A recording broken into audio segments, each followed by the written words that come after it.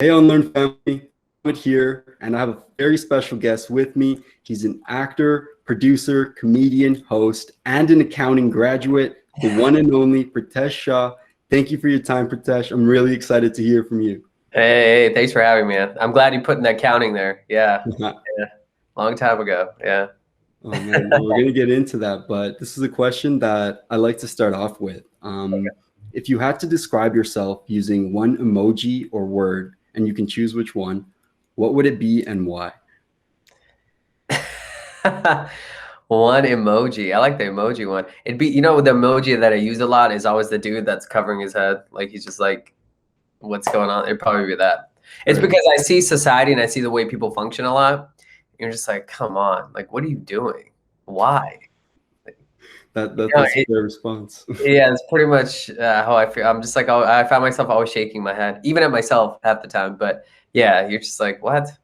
Come on, take some accountability, right? It's not always other people's fault. So I just feel like all you see on Twitter and social media is people pointing fingers and blaming other people for all their problems. And yeah, Right. It all starts with yourself for yeah, sure. yeah. So that Um, would be my emoji. I like that.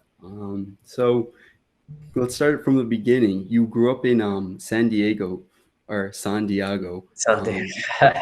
We got Can you that. tell me can you tell me what life was like growing up as a South Asian in San Diego? Were you the token brown guy or was it pretty multicultural? My high school's pretty diverse, you know. Uh, we grew up in the suburbs of San Diego, so it was about 22. It's still San Diego, but it's 22 miles north of downtown. Nice suburbs, great neighborhood. It was a nice upbringing, normal suburban upbringing. Mom was a stay-at-home, dad was an engineer. It's just me and my younger sister. So yeah, it was great, man. High school was huge. There was like over 2,500 people in my high school. It was massive. It was a Wow. massive high school. So life was pretty good, man. Very fortunate. Definitely, a lot of privilege I had as a kid in San Diego is one of the most gorgeous cities in the world, man. So you I can't want to see complain. it. Yeah, yeah. All the beaches, close to Mexico. At the time, it was close to LA. There's a lot to do. So it was a very, very nice upbringing. Yeah. It sounds pretty fun. What Yeah. was your number one high school moment or experience?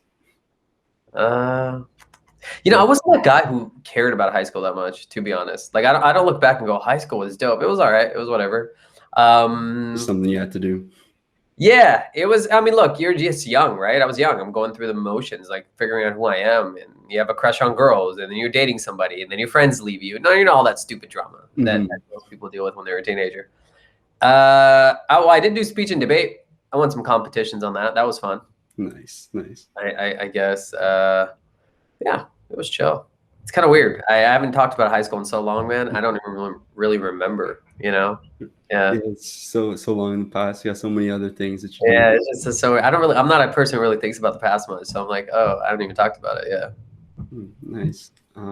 Okay, so you lived a pretty normal life. What was your inspiration to get into showbiz? Was there anything or anyone specific that inspired you to pursue and maintain your pursuit of an acting career? So I went to school for accounting, like you spoke earlier, and a minor in English, right? So at the time, my goal was to be a lawyer, right? That's the only reason I did the minor in English at the time. And I remember before I went to college when I was a kid, I used to watch Friends, and I used to love watching Matt LeBlanc's character, Joey. I, uh, you know, I just love the way he was so funny. I loved his comedy. I loved his character, and I couldn't believe once a week he entertains tens of millions of people, like the whole show did. But he was my favorite character on it, and I was always in awe that this guy he comes on screen and he makes it doesn't matter what someone's going through that day is a form of entertainment, and it always felt good to me because I was always like class clown, the funny guy, right? But obviously in my parents know nothing about this world, right? So I never thought it was a real thing. Before when I was younger, I was looked at as like the chosen few, right? You have to know somebody. Like there's no one ever tells you there's a route you can take, and it's not distinct. There's not a singular path, but no one ever really told me, at least. I'll speak for myself that this is a path you could take. You know, when you're doing engineering or accounting or business, or people tell you this is the path you got to take, and you have full support for it. So for me, it was an interesting way. I'd never planned this. This is all by above, I guess. I was vice president of accounting society. I knew everyone. I had a great GPA. Like I was killing it, right? And my mom told me to come home once. She's like, we have a guru. You have to meet the guru at home. I was like, so I go home, and this guy does my astrology, and he literally goes, "What are you going to school for?" I'm like, "Accounting." He goes, "There's no way you'll ever use your degree for your career." I'm like, Wow. "What?"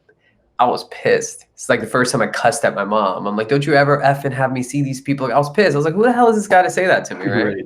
She's like, "Okay, calm down, calm down. You don't have, like she was like, just relax." So I was pissed. Well, long story short, I graduated in December. My job was supposed to start in June, and I can't sit at home and do anything. So my mom found this acting class. I don't know if you know of a paper called India West, is a newspaper that's pretty popular Right. over there. And she found this commercial acting class. I was like, yeah, sure, I'll do it. My mom, it's interesting. She's always supported me because she's always like, I can't imagine you in a corporate job. Like, you're my son. You're funny. You're entertaining. I can't. That's not you. So I was like, so I found this she found this commercial acting class. Yo, this guy had like a bunch of clinics. So he would start teaching me commercial acting in the waiting area of one of like hospital clinics. Like, you can't write this. Hilarious. But it was legit. But it's just funny. You're like, this looks so shady, right? So I was doing it, and a couple months in, he goes, "You know what? You're really good. I know this agent. Why don't I have you set up an audition for you?" I was like, all right. So he sets up an audition. I go, and they sign me on the spot. And all of a sudden, I'm doing print work, non-union commercials, all this stuff. It just felt right, felt good. And I had like a couple months left before my job was supposed to start. And of course, you have to get a physical for the job. And these are all those little whispers I had, right? People on your journey that kind of guide you. This was a whisper for me because I was getting the physical, and the doctor literally looked at me. He goes, "You don't look excited." I'm like, "What are you talking about?" He goes, "Most people are really excited to start their first job. You don't look excited at all." I'm like, "Oh, no, it's a job." He goes, "Are you sure this is what you want to do?" I was like, "Well, oh, well, okay." So it was one of those hints, right? Now, keep in mind, it's still not June. I'm not starting my job yet, and I'm booking work. It just felt amazing, right? And then it's 2 days. It's a Friday before I'm supposed to start to work. I remember it's like June 13th, man. And I'm sitting at home. I wake up, and everything in my heart and soul is telling me, like, you can't take this job. You can't. It's not right for you. So I talked to my mom. I'm like, look, Mom, I feel like I want to pursue acting and comedy. Like, I got to try it. This is what I want to do. And she goes, my mom's amazing. Got to give her credit, man. She goes, what's the point of us moving to America, being 2 hours away from the entertainment capital of the world, and telling you no? Like, what was the point of coming here then? Wow. The point of coming here was to give our kids opportunities. So if we just wanted you to do the same stuff everyone does, we should have just stayed in India. So she's like, do it. My sister was like, do it. Now I'm scared to tell my dad, right? He's at work. I'm freaking out. I'm like, my dad's going to kill me. So that guru that came, that I saw him a year later, I was like, Mom, give me his number. So I'm like having a panic attack. I'm crying. I'm freaking out, right? So I call that guru. I'm like, a year ago, you told me, like, you told me I wasn't going to do accounting. Well, I want to try this. And he's just like, yeah, you're supposed to do entertainment. Like, you need to go. That's what you're meant to do. Wow. And I was like, what the heck is happening? You know? And so, dude, I called the job, and I called them at noon, and they were all on lunch, and I just left them a voicemail because no one picked up, and and human resources. And I was just like, hey, my name is Pritesh. I know I'm supposed to come into work on Monday, but I can't because I figured out what I want to do with the rest of my life. Right? Damn. Freaking out, dude. I'm like, That's powerful. I get a call back from the lady at 1, and I'm so scared what she's gonna say, right? And she goes, hey, honey, I got your message, and you know what? I wish I made that decision when I was your age. Go get it. I was like, what the? Yeah, That's so amazing. incredible. And then I told my dad. He didn't talk to me for a little bit. He was pissed, but he wasn't pissed. He was just worried, right? It's just like it was all love. It's just like he's like, I just paid for this kid's education. Now he's gonna pursue this thing. In his head, he's thinking, crap, like, am I gonna have to support this kid the rest of my life? You know, so I get it. Yeah. But that's how the journey started, man. And to answer, I know that was a little long-winded, but it's kind of important, I guess. Great. And as far as staying in it, I mean, I've never really questioned it, right? You know, there's obviously ebbs and flows. It's a journey. It's not an overnight thing, you know, and it wouldn't mean much if it was. But I love it. I'm lucky. I can do what I want with my days, you know, so I have no complaints, man. That's great. I love that mindset. And, you know, not that it's a good thing. I definitely don't think it is, but I don't think it's the norm for a South Asian educated accountant to drastically change their career path, especially looking at the profession you left for the one you're in now, you know, Yeah. in terms of what the norm is. So you mentioned about how your family took the news. What steps did you kind of take? You said you talked to the guru, you called up your job, you said, I'm not coming in, I know what I'm going to do. Is that all you had to do? Or what steps did you have to take to follow through with it? I mean, it's weird, man, because I was telling someone yesterday, and we had a little get together with some friends, and I'm like, I don't even know how that version of me had that much strength. Because when I tell the story, I'm like, damn, that guy had balls, you know? Yeah. And obviously it's me, but it was, when I hear the story, I'm like, damn, it was a feeling, man. It was a push, right? To overcome all the fears I had, the fear of my father or my mom or society or just my own well-being, right? You're really falling into the unknown. You know, but Steve Harvey talks something like that. He talks about jumping off the cliff. Like you got to jump off the cliff and know you're going to be saved, right? And Get out of your that comfort was zone. that was my moment. Like I had to go all in, you know? Mhm. And of course we're raised to want security and all that stuff, but I'm glad I quit the job before I even started because I had thought about just taking the job for a year. I was like, I'll just do it for a year, save up money. But everyone in the acting world, I was taking improv classes, was like, look, man, that's addicting. Once you get addicted to the check, it's hard to leave it. Leave it Yep. before you can get there. And I'm very thankful, man. I'm very, very thankful that I never took the job.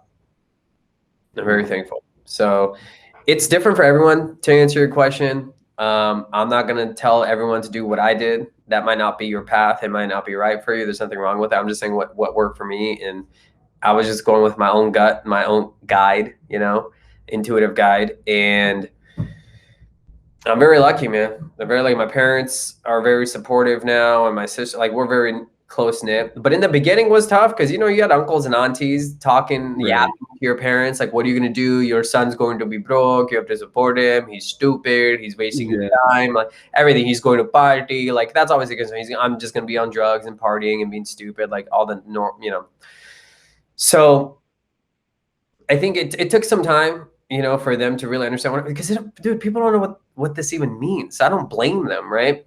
You have to Mhm. understand, like, one thing that was important for me to understand, especially with my father, was he doesn't have to understand. You know, sometimes we always go like, "Oh, my parents just don't get it." Why do they have to get it? Right. Why? Like people are going through their own thing. Like if you're focused on what you're doing and you know it's the path that you need to take, people will come around. People have their Mhm. own process. And a lot of times parents don't get it. Sometimes it's not because they don't want what's best for you. They're scared for you. Yeah. So I got it. I wasn't angry at him. Like he needed to know. And look, I can't be mad. He paid for all of my education. He gave me a great upbringing. He put so many opportunities on my plate. And then, yeah, you're gonna kind of be like, "What? You all this I put in, and you quit it all?" Of course, I can understand where he was coming from, right? He's just like, Right. this kid's gonna go party in LA and just hang out with girls. Like, what is he doing, right? So he didn't realize how serious I was. And as a kid, I usually quit everything. I started piano lessons. I quit, right? I started sports or I was playing trumpet. I quit. Like there's a bunch of hobbies and stuff. And it wasn't because I was a quitter. It was just stuff that wasn't right for me. Right. You lose Right interest. when right when I started acting comedy, this is it. This is what I do. This is my thing, you know? That's great. And so on that note, I think that there are a lot of kids who are pressured by their parents to achieve very specific things. And I wanted to know that if you had something to say, what would you say to the kids who are constantly being pressured to pursue a career that their parents want them to have? It's not your job to fulfill your parents' dreams. That's Great. the reality. So I've talked about this on Clubhouse rooms and other people as well when I'm doing interviews sometimes. But I'll just speak on our culture a lot. But this goes on with any culture, dude. It's just like parenting in general, right? we don't owe our parents anything. We don't owe them anything, right? They made us. They brought us into this world. They decided to bring us into this world. But a lot of times the parents' way of controlling is to be like, I brought you, like we knocked on the door and we're like, hey, take care of me. It's like, dude, you made me. Like, you brought me Yeah. here. You're like, yeah, I'm like, why should I feel guilty about your decision, right? You chose to have a child. You chose to have a child, and with that comes inherent responsibility. And if you weren't ready to handle it, don't have kids. It's very Right. simple. And I don't mean to sound heartless. I love my parents to death and I appreciate everything they've done for me, but it's different energy, right? I do things for them, not out of obligation, but because I love them.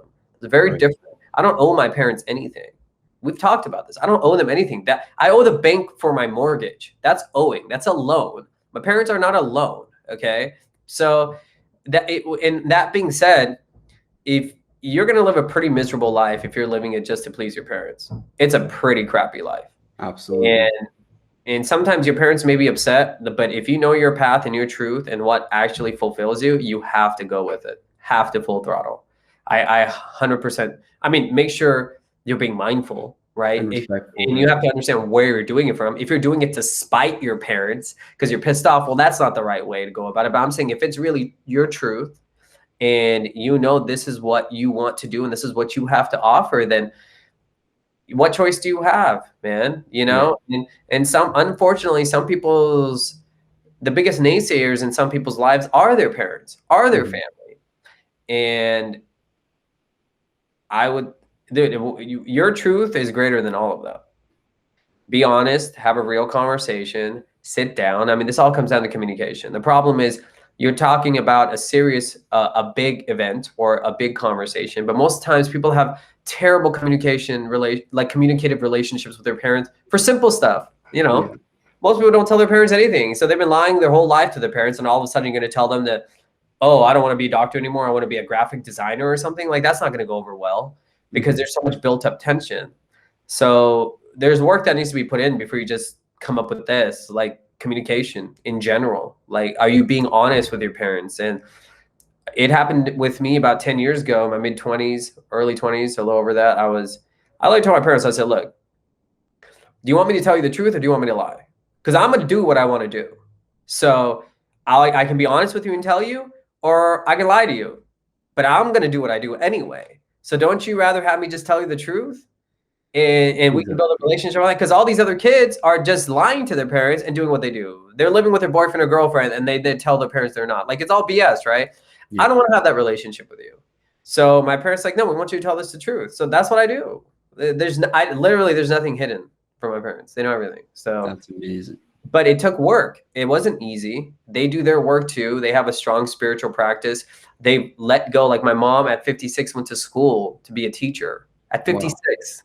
And she's fulfilling herself. I told my mom, I said, Mom, we don't need you as a mom. Like, we love you, but your job's done. Like, what do you want to do? We're not at home. I haven't been home in 15 years. Like, what are you doing? So what do you want to do? She wanted to go teach. Now, guess what? My mom never bothers us about coming home. She loves spending time with us. And then guess what? She's confident and fulfilled on her own. She doesn't need anything. She doesn't care. My parents don't ask about marriage or anything. They're just like letting us live our lives. It's not their decision. Like, your marriage is not your parents' decision either, right? We have all these weights on our shoulders. That's no one else's business but yours. No, I like how you frame that a lot. Yeah, I definitely agree. And on the flip side, do you have anything to say to the parents who are directly or indirectly pointing their kids in a very specific direction? Well, I'd say this. Look, parents are coming from, it's all intention, right? Their intention's good, usually, right? You love your children, you want them to do well, and your perspective is, okay, if you do these certain things that I know, then I know you'll be well taken care of. And I understand that. But it's also different generations, different perspectives, especially our parents who've immigrated here to the West, right? So we're lucky, right? I mean, they came here in survival mode, right? They come to a new country, no family, don't really know the language, our new culture, everything, right? You're not going to be an actor when it's like someone told me right now, hey, you have to move to Japan for an opportunity and you have to leave everything you know and you have to move to Japan. Well, I'm not going to Japan to be an actor. Like, I got to figure out how to live, man. So I understand where they're coming from, right? And I respect it and I understand. And man, kudos to them, because I don't know how I would have done what they had to go through to be that far away from everything you ever grew up with. Like, man.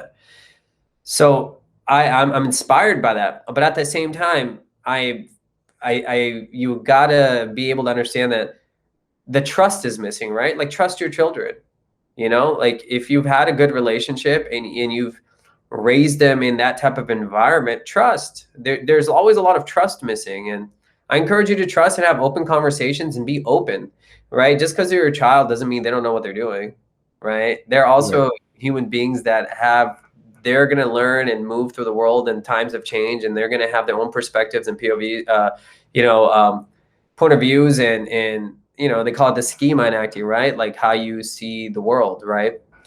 And they don't have to match yours.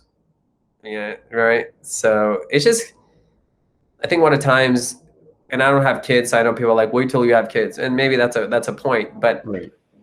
there's a lot of stuff I've seen, so I would hope I won't do that, but it's important to recognize that you have to let your children take their own path. They're not here to fulfill yours, and their path is going to be larger or might be larger, and they might see opportunities that you haven't seen, right? I mean, you have people who are making money just painting. And it's amazing, right? Mhm. Or acting or doing stand-up comedy or graphic design. There's so many other avenues to live that you don't have to do these things. To follow And the traditional routes. absolutely. And look, we grew up in a culture where it's always obsessed with having a lot of money and status, right? And it's okay. That's not for everyone. They don't need to. Some people are really cool with a very simple life. Now, if they were Right. cool with it, then why does it matter?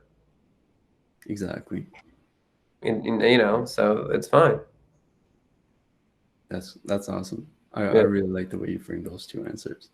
thanks. Um, Something that I notice is that you're someone who is very proactive. After listening to podcasts that you hopped on, looking at your social media, you know, you seem like the kind of person who always needs to be working on something or doing something. And I want you to tell us about how important that proactive mindset has been for you. Well, there's two sides to that coin, right? You have to ask yourself, like, I think in our culture here, we really idolize proactive behavior. A lot of Yeah. times people are proactive because they're hiding from other stuff, right? They can't like just sit still. So it's like I got to be doing something. I got to be doing something. I mean, you saw that during the pandemic. People losing their minds because they had nothing to do. It's like you got to be able to relax and chill, and you have to have a balanced life. Um, yes, I've always been pretty. I'm an energetic person. I'm always doing stuff. I enjoy it. But even me, I've learned and still learning on how to actually relax and vacation and enjoy and celebrate. Like I don't celebrate anything. So I've had to learn that because why was that? Because, you know, my dad was quite hard on me as a kid. So it was like, I always felt like nothing's ever enough. I think a lot of people can relate to that. And that's not a way to live either. Yeah. Um, I think you don't necessarily need to be just be active in your life. Be active. You right? You want to whatever you decide to do, just be active in it. And then every day will guide you in a better place. That's it. You know, things will build, right? It's like the wall behind you. It's like a brick. You know, just put a brick every single day before you know it, you have a wall, right? I mean, Will Smith used to talk about that. So the thing is what happens is when people make a decision that they're unsure of, they see the wall and they're like, I need to get this wall, but that doesn't work like that. You can't worry about the wall. That's going to come on its own. So just do something towards your goal or towards what you want to do or whatever it is that you take up. I don't know. There's a million choices in life and just go towards it. You want to run, go run. You know, Right. you want to be a runner, run, but just run every day. You know what I mean? And give it all you got. Same thing, whatever you're doing. So that's all I can say, you know. There's not much else to it and it's different for everybody, man. No, I agree. It's great. And on the topic of doing something, let's talk about the invisible brown man. And now, if there are viewers watching this interview right now who have not seen the invisible brown man, go to Pritesh's YouTube channel, watch the video, because not only does it capture very important problems in the world, it does so in a short amount of time using quick, powerful clips. And there may be spoilers coming up. Yeah, But it's like a 13-minute, 46-second short film that I put up. We had a feature, then we made the short off the feature, but now we've kind of changed course. We're pitching it as a TV show because the short film kind of felt like a pilot. But yeah, man, I appreciate you supporting it and watching it. no, it was great. And I want to know for those who are watching this right now, to get them to watch The Invisible Brown Man, what would you say to them? Why is it important? What will they gain from watching it? Well, it depends. I think everyone gains something different. I think for me, just artistically, it was based on my truth. Obviously, some exaggerations, but it's kind of a comedic take on my journey through Hollywood, and all my real life experiences are in that film. And I think it's just interesting to gain some insight about this world that I've chosen. But it's also I title it Invisible Brown Man because yes, my character feels invisible, and of course, I'm in this meat suit, right? But Yeah. anyone can relate to it. You could be a 7-year-old white girl in Kansas. It doesn't matter because the reality is every human being has felt invisible at some point in their life. We've all felt like no one's listening. We all have felt like no one gets us or sees us. That's just part of human life, right? So yes, the title is that, but the point of it, if you watch the film, you'll see at the end is about really, we all got to take accountability for our own crap, right? So Yeah. we realize things that we point out or that my character's pointing out, he's also doing the same thing, right? Mhm. And that's usually true. That's usually true in life. Yeah, So the dramatic irony at the end. exactly. And life is irony, bro. So it's a take on that. But yeah, and then of course there's great comedy and definitely a scene that went viral on TikTok. So that was interesting, by accident, I guess. But yeah, I mean, these are types of as a creative actor, producer, whatever, I just want to continue to produce content that is fun, tells a great story with great actors and a great team, which we had, and really make people question. I love when people leave, even when I do stand up or whether it's my work like this, where people leave going, huh, it's a conversation starter. That I like that. Even stand up, like I like it when half the room laughs and half the room is just wondering, like, what? Thinking about it for a Yeah, little I bit. like that. That means more, right? It's I don't need to give you answers. I'm not here to give you answers because I don't have answers half the time. I'm still trying to figure it out every day, like everyone else.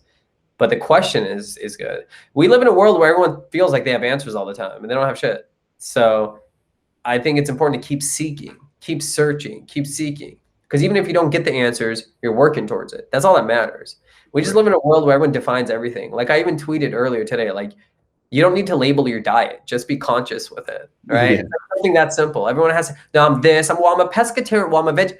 Just why do we always have to label everything? Just eat. Like I don't eat meat, but if you put me on an island, I will. Like I got to do what I got to do in a given situation. Right. You right? So similarly, yeah. Well, that's a pretty good mindset to have.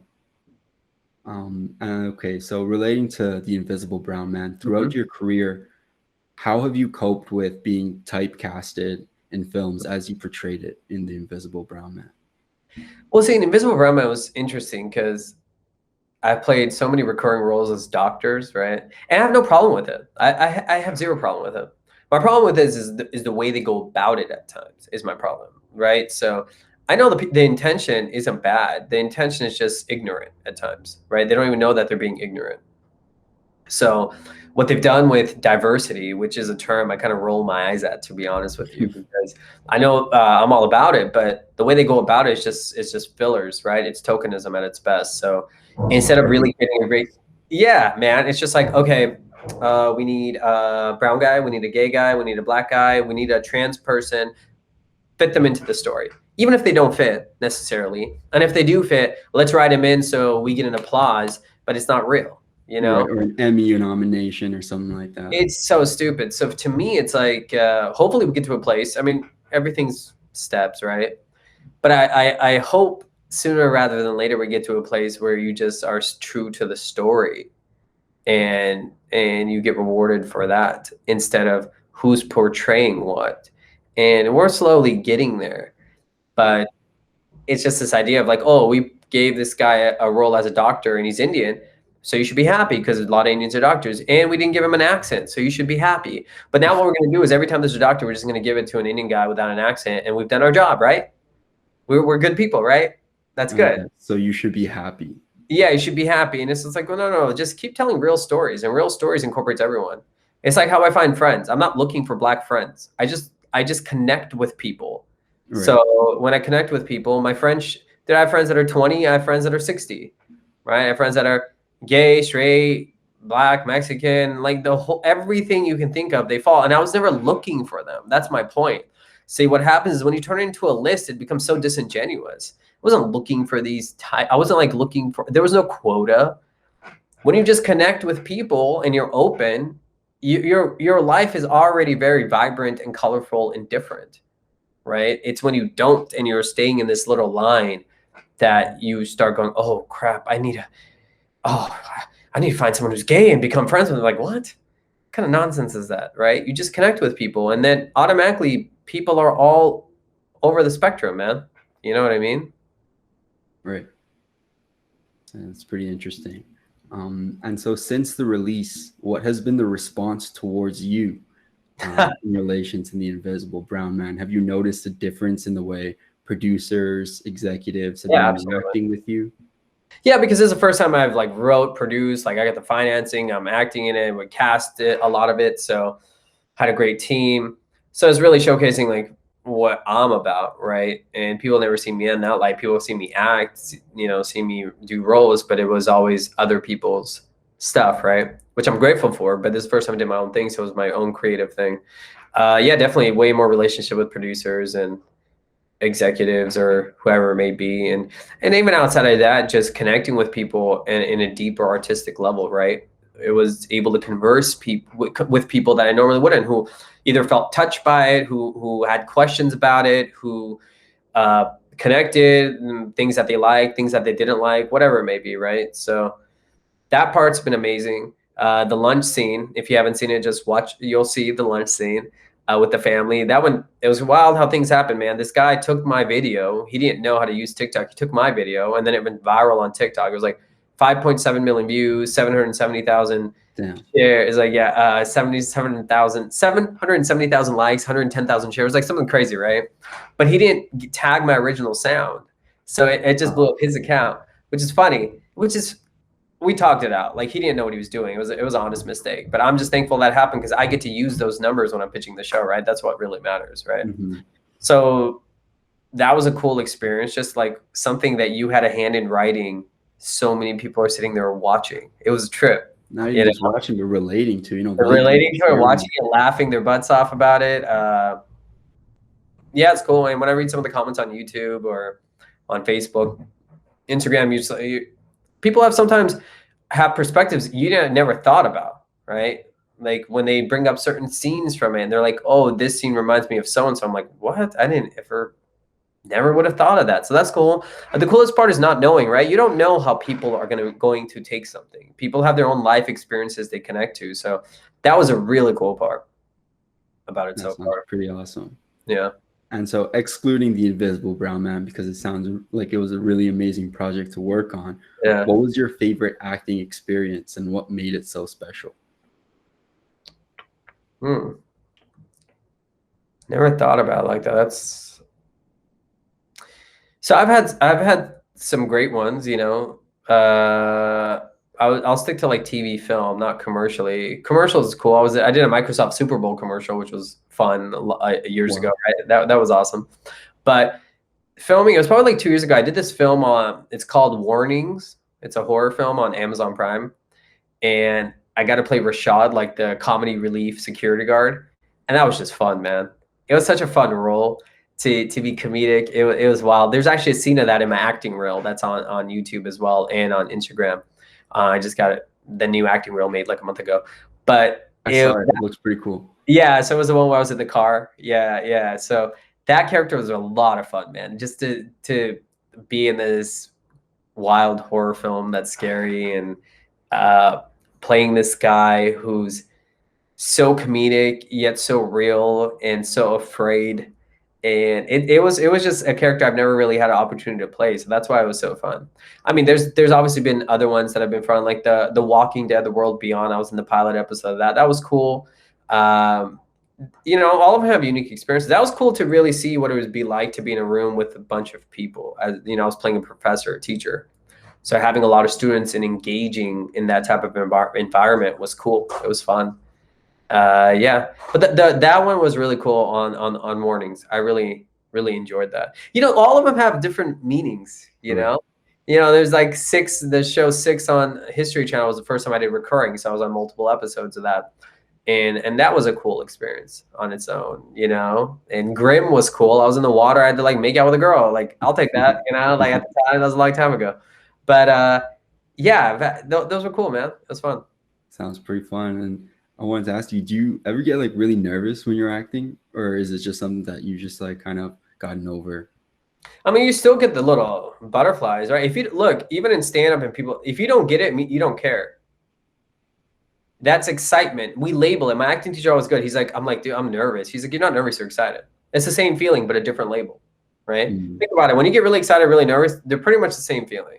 It's just we label it. So yeah, there's that excitement, right? It's fun. You don't know what's going to be, and I still obviously have confidence in my craft, but I'm open. And once you do it, like, it's not a big deal. You mess up sometimes. It's not the end of the world. You redo the take, right? You forget a line. They get it. Of course, I go prepared, and usually it doesn't happen, but it can. Like, I'm at a point now where I'm not gonna like freak out if I mess up, right? Like, and they get it. So just in the end, man, like, we're having fun, dude. We're creating a story. Like, it's not that serious. And when I started, I used to be super intense about it and freak out. Like, it's not that serious. We're creating art. Like, it's supposed to be a good time. Let's have fun. Let's be honest. We're getting paid to have fun. It's not like I'm not trying to go to Mars. Like, this is not, I'm not hearing, the coronavirus or something. Like, You're in the we're just having entertainment fun industry. creating art. Yeah. So it's a good time. Sometimes it gets taken so seriously. I don't get that. That's great. So what's coming up next? Are there any new initiatives you're working on? I know you mentioned The Invisible Brown Man might be turned into a TV show. Is it going to be a follow-up? Is it going to be a TV show we should wait out for? Well, pitching as a TV show, that's basically taking up all my time, man. That's basically all my time. It's a lot of work. My writing partner is amazing. He's killing it. So we just been working hand in hand on like a concept. It's a lot of work on like what would the show be? What would the characters be? What would it be about? And why are we telling it? Why now? There's tons. It's a lot of work, and I'm learning it too. It's the first time, I have a little bit of experience, but not at this level where it's actually pitching my own show and talking to some producers and executives and learning and getting guidance. So that's pretty much a daily thing for me. Next, I have a commercial that's on hold. Hopefully will come out soon, which is like an anti-vaping ad, which is timing, because I filmed that literally over a year ago. But then we had a pandemic, so no one wants to know about anything else besides coronavirus, right? So that's basically it, man. And then now it's just back to the grind, auditioning, living. So yeah, most of my time right now is pitching the TV show, to be honest. Sounds pretty exciting. It's exciting. It's a huge learning process. But yeah, that's where I'm at right now, man. That's awesome. So moving in another direction, relating to unlearn, I want to know what you think of when you hear the word unlearn. And I ask you this because, well, I have to tick off my own boxes, but also because almost everyone has a different definition of the meaning or definition or meaning for the word. So when you hear the word unlearn, what does it mean to you? Well, I love it because, doing my own work, you realize that in order to get to my path, I had to unlearn everything society taught me, everything my parents taught me, right? Because those are usually what we're taught as restrictions, right? Don't do this. What will they think? This is what's right. This is what you should do. This is what's right. You got to get married. You got to do this. You got to do this by this age. It's just like a bunch of crap, man. And reality is most of the stuff we're taught is other people telling us and projecting their own insecurities, their biases, yada, yada, yada. And I think it's important to really deprogram all that stuff, because then that's where the truth lies, right? Mm. Like, if you ask someone, what do you want to do? I want to be an engineer. Okay, but do you really want to be an engineer? Or have you just been told that since you were a kid and that's all you know? Now, if you do, awesome, get it. But a lot of times when you hear people answer questions, it's not them talking. They've been programmed to speak that way. Ask someone, like, why do you actually want to get married? Right. Well, because your parents have been talking about your wedding since you're 4. Well, of course. But maybe if you do all the work, you realize, damn, that's not something I want to do. I don't want to be married. Doesn't have to be. I don't want to have and you don't have to. There's people that don't have partnerships and are just fine. And there's nothing wrong with that, right? So I think it's important to deprogram and unlearn most of the stuff so they can really figure out what's you. What do you want to do? What do you want to do? Do you want to live in a studio your whole life and paint? Cool. That's fine. If you're happy and you can sustain and take care of yourself, what's wrong with that? Right. There's nothing wrong with that. Nothing. And, you know, and then you actually want to be a doctor and that's something that fuels you, then go get it. Just don't do it because you feel like it's what you're supposed to do. There is no supposed to do. That's what I think the unlearning part is. There is no supposed to. It's just what you want to. So long to realize that, you know, my eldest sister is a teacher, second eldest is a doctor, third eldest is an accountant. And so everyone's like, what's up? What's next for you? You know, youngest boy in the house, 3 older sisters, all well educated, have good jobs with the traditional routes. I'm like, okay, I'm going to be a lawyer. And I told myself this since like grade 11. And I've only just recently realized this, is that it is interesting, but it's so depressing and I don't really like what I'm doing. And so it wasn't until I was working here at Unlearn and going to marketing and the analytics and promoting something that is actually for a good cause that I realized I kind of found out what I want to do. Because when I went into law, it's like, yeah, I want to help people out. But at the same time, it's like, that's not the only route that you have to go do that, you know, and it took me a while to realize that. And it took me a while to overcome all the expectations that I had from my parents, from my sisters, from my family, you know, from the community, because everyone knows who your sisters are, who your siblings are, who your parents are. It's just like, it took me so long to figure out and finally tell my parents, to tell everyone, it's like, no, I'm not going to do that anymore. Well, the thing is, when you share yourself, and you got to commend yourself, because to be able to do that takes courage, you know, so that's awesome. And the thing is, like, and I'm sure you've seen it, is when you make that decision and you're true to it, people tend, even, I'm not going to speak for you, but people tend to follow, right? When you're sure of yourself and you've made a decision, people will fall into place. It's when you're unsure and you're questioning that people like to pull you in different directions. Right. My dad would always say, if you don't believe in yourself, who will? Well, exactly. I mean, your dad's absolutely, hey, well, you got good advice from your father, man. It's absolutely true, right? So it's the thing is like, you have to know that's your direction, and then you just have to let it be. That's it. And if some people don't like it, they don't like it. You know, you're not going to please everybody. Yeah. And a lot of times I tell people, you're not even going to please your own family right away. In the end, though, everyone comes around because in their core, your parents usually in their core just want to see you happy. That's it. That's really what they want. They just think they have the way for you to be happy, but that's not it. It's important to realize that you have your own path to nurture that and find that. And when they see that with you, they're good, man. You know, so I think that's awesome that you've done that, you know. Thank you.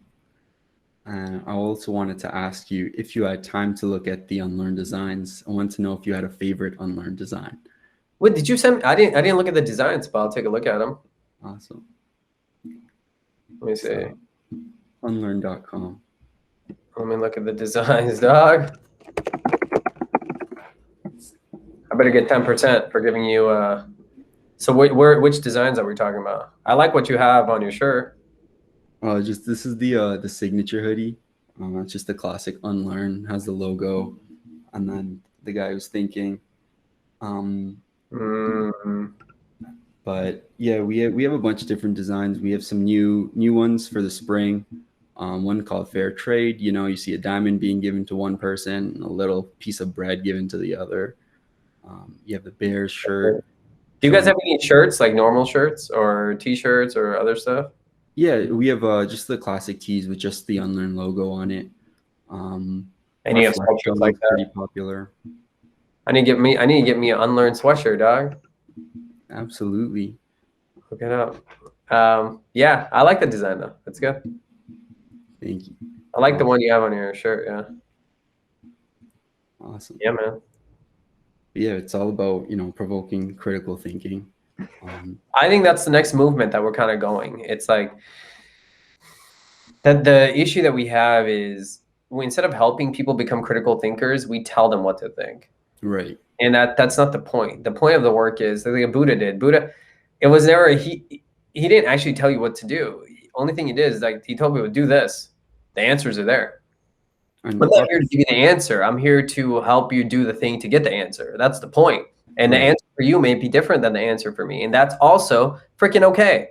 Your Yeah. answer doesn't need to be the same answer as me. And they're all equal in their own way.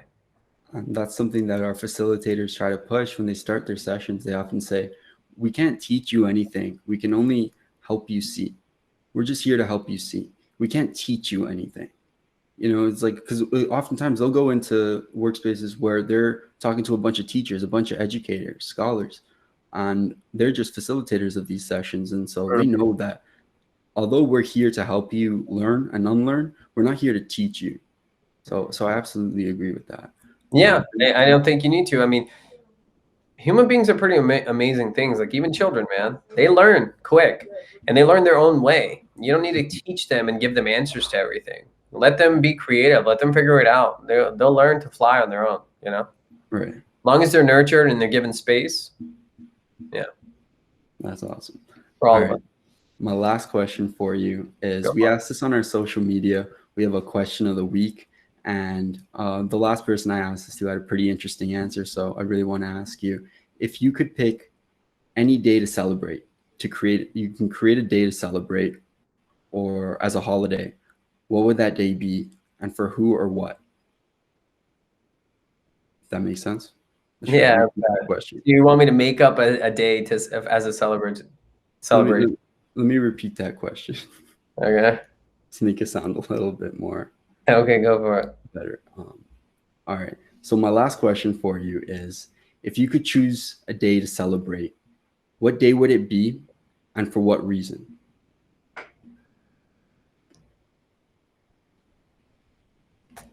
You know, it's interesting because I spoke earlier. I'm not a celebratory day off type person, so right. This is kind of new for me. But seeing how everyone is, we should definitely. I wouldn't know what day. That's not important, but we should have all social media, everything off day. One day. I mean, we should be doing that every week, to be honest. Yeah. But I think that would do well for people. I like that. Really push people to connect to who they are. We need an anti-social media connection day. Like nothing works. Shuts all it off. All of it's off. Enjoy. Yeah, like it's literally off. Yeah, TikTok, Instagram, all of them are off. You can't even log in. Facebook, all of it. Because I think a lot of people have freaking panic attacks, and I think it's good. Every single digital marketer is coming for your throat right now. Every single digital marketer watching. Yeah, I know, right? Yeah. Of course they are, because they don't care about your well-being. You know, it's like the social dilemma, man. It's a great documentary. But I would say something like that. We're obsessed with, if we're gonna have days off or if we're gonna celebrate stuff, I think we should do stuff that actually benefits and helps people. A lot of things we celebrate are either religious based or it's just everyone's excuse to go party and get drunk. And sure, if you want to do that, fine. But the reality is that's usually how we do it, or it's in remembrance of a tragedy, which I also think is kind of odd that we do that a lot. So I think this would be actually good. Yeah, that'd be my answer. Yeah, I like that. It is pretty interesting. You know, sometimes you only see members of your family at funerals. Yeah. And it's kind of like eye-opening, you know. It's just like, how much do we really care about this person? Well, I joke on that. Every time somebody dies, everyone writes the same thing. This person lit up the room. I'm like, really? Did they? You didn't say that about them for the last 20 years, right? So exactly. How much effort did you put in when they were alive? And I think the same thing happens with all these celebrities too, you know. It's just like when they pass away, they start to get so many more fans. Exactly. But when they're alive, you're like destroying them. Yeah, exactly. Just being just ridiculously mean stuff thrown around. Yeah. I remember Mac Miller was big for me, like personally. When he passed away, there were so many people that just hopped on the bandwagon. It was just kind of upsetting. You know, it's just like, yeah, he's getting a lot more fame and it's great for his, I guess, family or whatever in terms of the money that they're going to get from all this exposure. But at the same time, it's like, this is not what he was about. You know, he wasn't a mainstream artist. Yeah, it's what we do is we turn people into a commodity and a product. Right. They don't care about their well-being at all. No one cares. And the thing is, society's programmed to think that if you're rich and famous, that your well-being doesn't matter. Because somehow, since you have all these material goods, that you owe them something. Right. The reality is no one owes you anything, right? Even if someone's famous, like LeBron doesn't owe you anything. People go, well, I bought your jersey. Yeah, you bought his jersey. That's on you. No, he didn't ask you to. You know, like he happens to be one of the greatest of all time, and that's what comes with it. But like what he gives you, you pay and you watch for him to perform great on the court, and he does that. He doesn't owe you anything else. Right. He really doesn't.